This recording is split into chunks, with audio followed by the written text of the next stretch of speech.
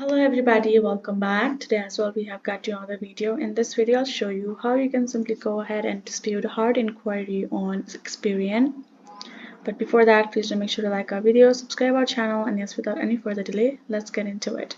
So for that, first of all, go ahead, access your browser and type in experian.com on top as I have done and get into the official website. Right over here you can see we have this kind of interface. All we have to do is simply tap on this search icon given on top right section of the screen and type in hard inquiry. Once you have done searching it up, you will get a tons of topics regarding it. All you have to do is tap on this how to remove hard inquiries, which is the second option.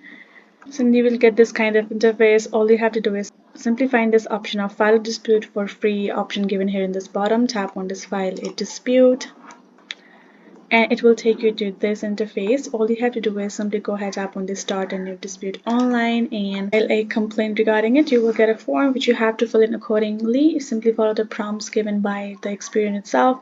You will be able to submit a file dispute for your Experian and you're good to go. So that is the way you can do it. Hope this video was helpful to you all. Thank you so much for watching, and yes, I'll see you guys in our next video.